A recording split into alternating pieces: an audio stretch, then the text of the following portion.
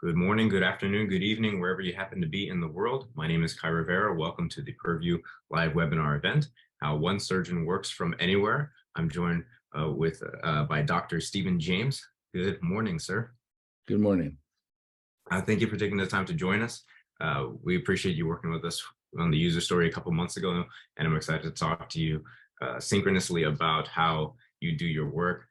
And I grew up around military bases with airplanes, and my father was a mechanic, so it's very interesting to have a little bit of a connection with flight and to learn about how you use that method of commuting, but also to hear about how you help your patients from anywhere.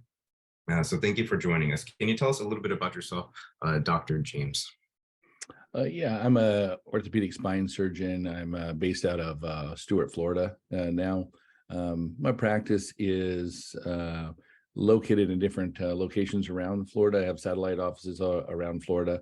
So that's where the flight portion came in. Some of the offices I commute via auto, obviously, but some of the ones that are further away, I fly to those because it's too far to commute on a regular basis via an automobile. Right. And just for those in attendance, can you tell us a little bit about what distance you're actually covering? This would be hundreds of miles, or? Yes, I'll go anywhere from locally, 20, 30 miles, and I cover the entire state. So I'm just a little bit below the mid portion of the state of Florida, and I'll go everywhere from Miami over to Fort Myers and up to Jacksonville and Orlando. So I cover pretty much the whole state other than maybe the Panhandle. Right. And just from a logistics standpoint, can you tell me a little bit about how you coordinate being at the different locations? What time are you flying?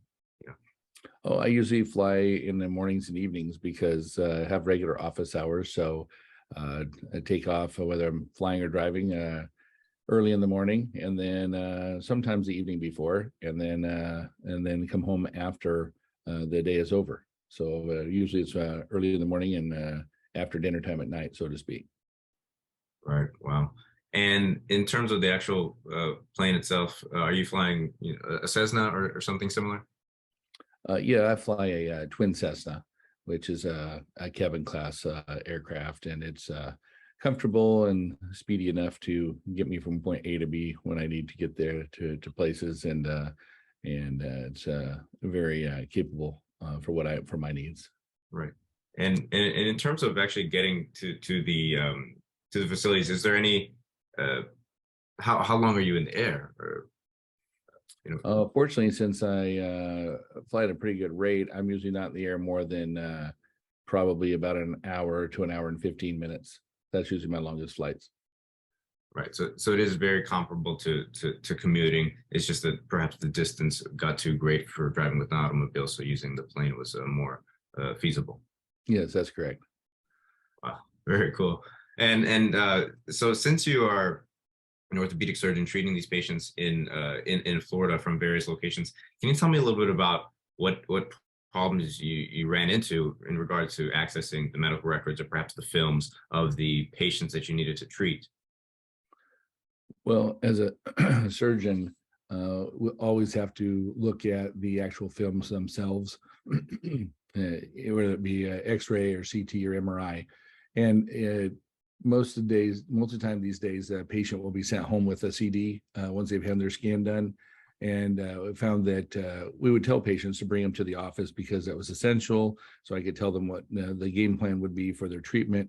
And invariably, they would lose the CD. They swear they weren't given one. They forgot it on the kitchen table at home when they got to the office. But they wanted to know what the treatment plan was. Well, I couldn't tell them an exact treatment plan because I didn't have the images to look at. The portals, trying to sign into portals from the MRI facilities and look at the scans that way, usually doesn't work well because they're pretty resistant on letting you see an MRI scan that was ordered by someone else, because many times these MRIs were ordered elsewhere. By the time they get to me, I'm the last stop. So they won't give us access unless the patient fills out paperwork, and we fax the paperwork over to give a release, and then we have to wait for them to fit us into their schedule. By that time, our office is an hour behind just on that one patient. So I needed a way to be able to look at the images and store the images in both respects. Sometimes patients would come in for a first visit and we would schedule them for conservative care or some type of intervention. And then they would come back, a month, 2 months, 3 months later for reevaluation. Well, at this point, maybe they're ready for a surgical procedure and I need to look at the images again. Well, if you're relying on the patient bringing that CD every time, it's pretty low incidence of consistency on them showing up with a CD. So this way it's stored. I can pull it right back up and look at it again within seconds, and I don't have to have any downtime with that. Usually my staff will have it already pulled up ready for me. When I go to see that patient, I can look at the images and then go right in and see the patient. So it makes it very fluid in the office setting. Thank you for that. So it sounded like being able to access the scans for the patients without the CD was a problem, but also being able to retrieve it for any subsequent visits was also an issue. And regarding the staff that help you in this process, are they logging into Purview prior to prior to your visit? Are the patients bringing the CD to them prior to you commuting? Can you tell me a little bit about how other team members are able to help you in this workflow? Yes, sometimes the patients will come in ahead of time, ahead of their scheduled appointment if they're in the area, and drop off the CD and they'll load it. But many times they'll just bring it to the office appointment and the staff at the front desk will load the images. And while those loading, the patient's filling out their paperwork or waiting for their turn to go back to an exam room or that type of thing. So by the time the chart gets in front of me, the images are already loaded. And then my office staff in the back have pulled them up and I'm ready to go. So usually there's not any downtime from the time they come in the front door to the time I'm seeing them and needing to look at those images. So even though I go to different offices, there's certain advantages to being able to pull this up anywhere, but being even in a solo office, you have the ability to have that available and being able to have it put on the cloud so that you can look at it anytime you want. Is wonderful too. So when I go to surgery, for instance, even if I had a solo office, I went to surgery, I want to look at those images the day of surgery, the night before surgery, I can pull them up. They're already there stored and I can review them and refresh my mind on what the exact pathology is before I go into surgery. Right. And can you tell us a little bit about, I'm obviously I'm not a doctor, but can you tell us a little bit about what tools or what things you're looking at within the Purview viewer itself?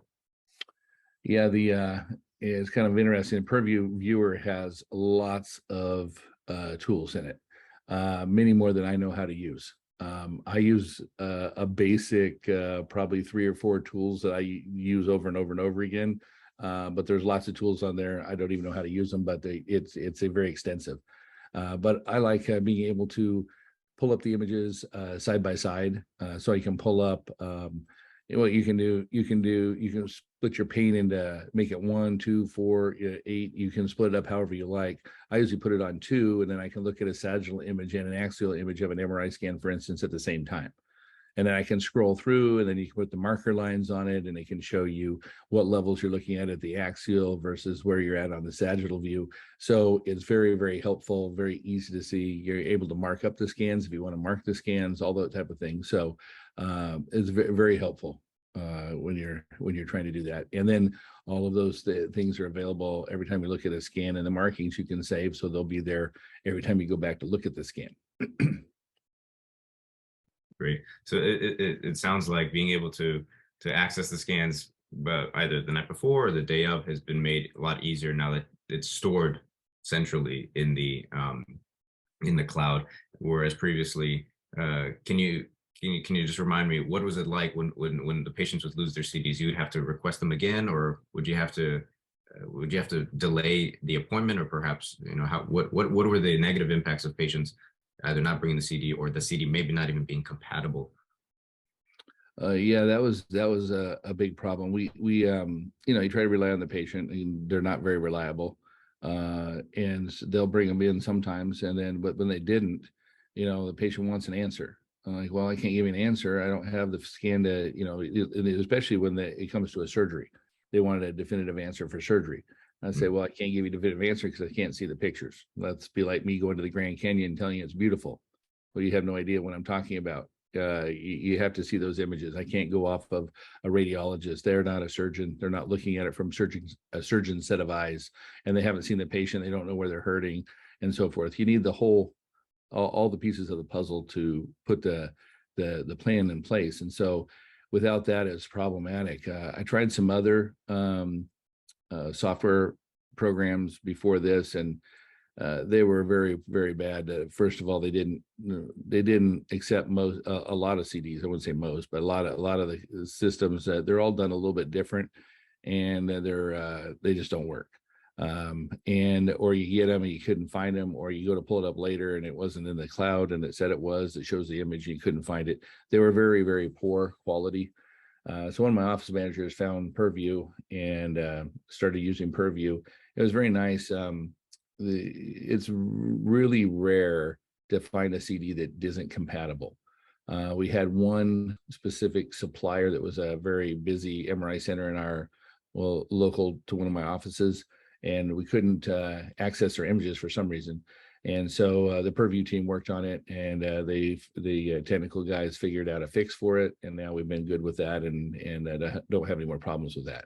So that's the other thing that's nice, is if you do have something special in your area that is not working, the technical team can get in there and work on it and usually find you a solution. So that's not an ongoing problem. Right. So it sounds like before the cloud, there were issues with perhaps even other platforms that you were using, where perhaps they said that the scans would be made available, or perhaps the viewing was not as easy as it should have been. And since working with Purview, you've been able to receive some of the care and the support from the team. Can you tell us a little bit about perhaps what that implementation process looks like? You and I have worked together on some of the installs for your practices in the past couple of years, and from our side, we tried to be swift and help you out. But can you tell us a little bit about the customer experience, I guess from your side, and then what is the support like during the initial setup of any new offices?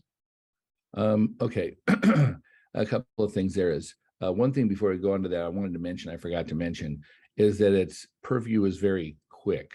So as long as you have internet access, I mean, some of these offices, the managers would hook up internet access that was slower than home use for passing images. But if you have a decent, it doesn't have to be the fastest in the world, but a decent internet access, the image going through the images and changing from one patient to the other is very quick, and they pull up very fast. So I guess as a surgeon, I'm not very patient to wait there for the computer to keep spinning, waiting for the next image to pop up. You don't have to worry about that with Purview. It pops right up. So I thought I'd throw that in there and mention that.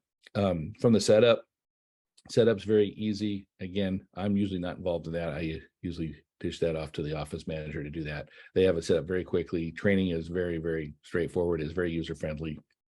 And when they have an issue, they have a help ticket type thing, and they contact the technical folks. And again, I'm not completely involved in all that because they're doing that for me. But I'm on the email string, and they go back and forth, and they figure it out. Our toughest one took a couple of weeks. Like I said, they had some different kind of parameters set with their scanner and the way they made their discs and so forth, and the way they promoted their images. So anyway, they got it all figured out, though. They figured it out, and there's no more problem after that. So now the other thing that's very, very handy with this, we're talking about patients bringing in their imaging. Now we have that option of sending a link to the patient, so the patient can pop their image in their home computer and upload the images to our system centrally. So every once in a while, we can work it in a reverse fashion, which is kind of backwards, but it works. So a patient shows up, I do the exam, I talk to them, I say, hey, it could be plan A, plan B, or plan C, but I don't know because I don't have your imaging. And they're like, well, it's on the kitchen table at home. I ran out the door and forgot it. So they go home, they upload it on their computer. Now I have the images. Next day I call them back, go over the imaging with them, and then I can do the game plan on the phone with them. So we can complete the visit, and we didn't lose a whole bunch of time. It is a little more cumbersome because they forgot the disc, but at least we have it in the system now, and I can complete that visit for them and get them to the next step on their treatment plan. Right. Right. Yeah, it sounds like what we found is that the patients being able to upload remotely has been a great help, either to catch up and try to close that loop, but also sometimes if the patients are I guess they sometimes have the opportunity to upload scans in advance of the appointment, or in this case, sometimes they upload it after the visit just to close the loop. So being able to have that option is pretty nice from what we've heard, and that's why we try to make it really easy for the patients, or maybe even depending on how old the patient is, maybe their caretaker or their parent or something like that, to be able to remotely upload the scans. Yeah, a lot of my, I won't say a lot, but a good handful of my patients are from outlying areas from the clinics I'm at. So they may have to drive an hour and a half or 2 hours to get to me. So if they've left that CD on the table at home, it's not like they can run home 10, 15 minutes and grab it and bring it back. It's like, it's a big deal.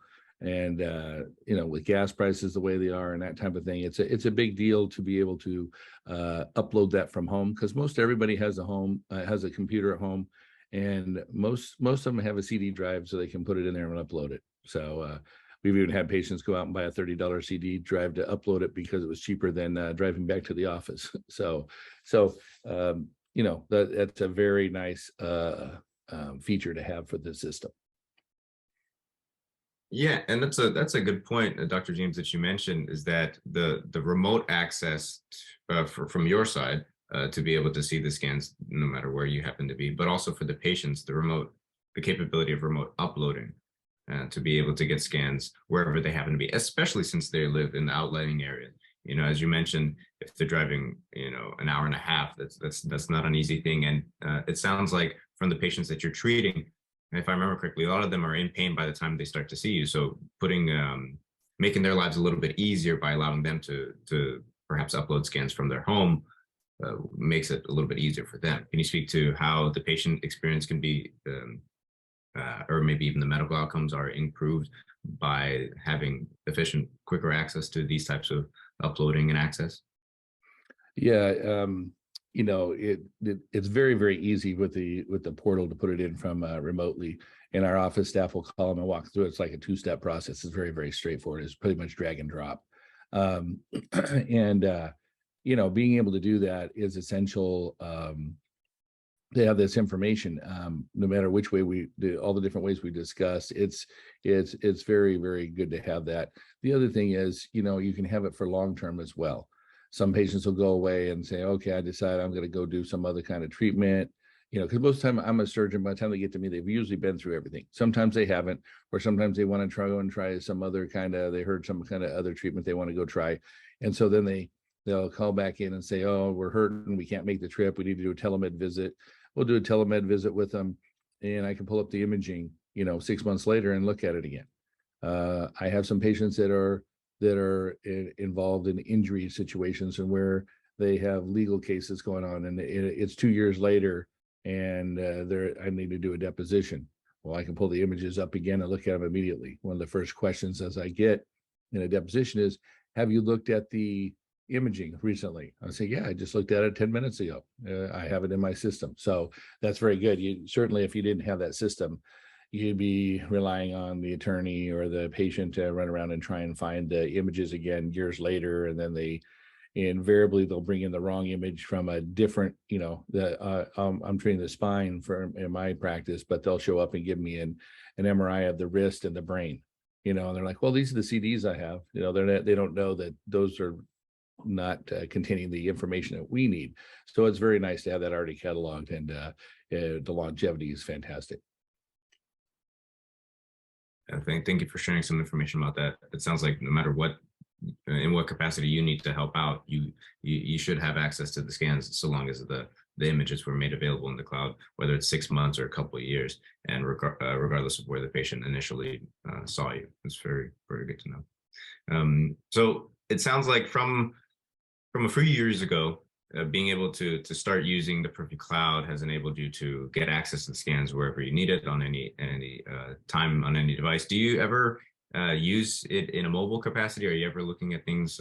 Sometimes our users might look at the scans on laptops or tablets or anything like that. Or is there any, I guess, situations where you're looking at scans not in the office?